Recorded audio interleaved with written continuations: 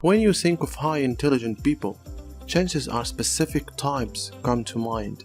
For instance, people who seem to know random facts about everything, or people who solve math equations in their head at lightning speed. But the truth is, you don't really need to have a high IQ in order to be considered a highly intelligent person. In fact, there is a lot more to it than that. And many highly intelligent people don't even realize just how smart they really are. If you say yes to any of these 6 questions, science says you are definitely smarter than average.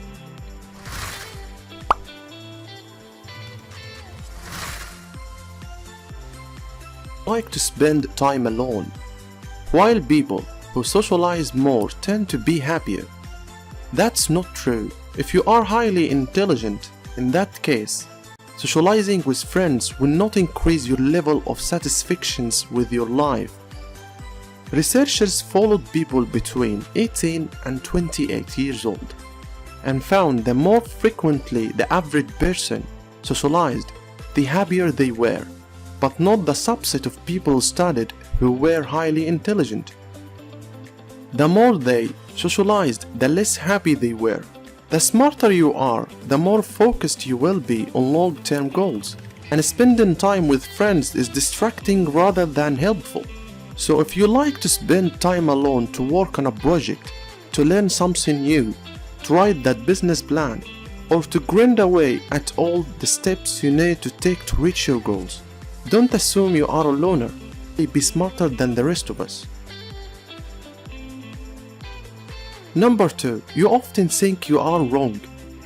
We all know people who take a position and then proclaim and bluster and pontificate while totally disregarding differing opinions or point of view.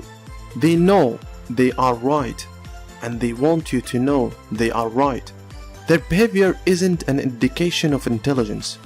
Wisdom is knowing that while you might know a lot, there is also a lot you don't know. Wisdom is trying to find out what is right rather than trying to be right. Wisdom is realizing when you are wrong and backing down. If you aren't afraid to be wrong, if you aren't afraid to admit you don't have all the answers, if you aren't afraid to say I think instead of I know, then you are likely to be smarter than you think. You like to cause. Conventional wisdom says people who swear tend to have limited vocabularies. The F word is your favorite adjective because you don't have better modifiers at your disposal. Turns out conventional wisdom is wrong. According to this research, the ability to generate taboo language is not an index of overall language barbarity. In short, fluency is fluency. So don't assume you are stupid just because you like to use certain cause words as adjectives and nouns and verbs, sometimes all in the same sentence. You don't get up early.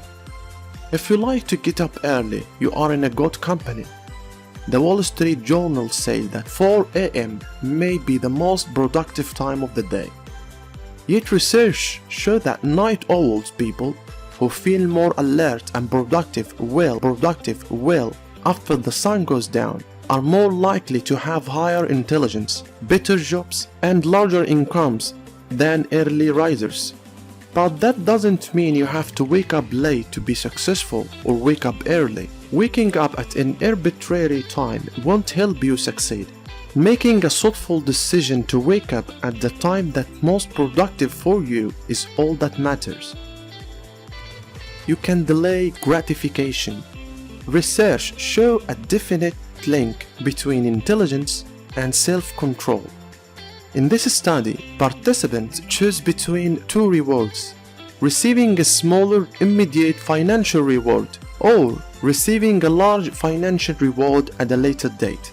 People who choose to wait for the larger reward tend to score higher on intelligence tests. It makes sense. Having the ability to objectively weight 2 outcomes, your option, is an obvious sign of intelligence.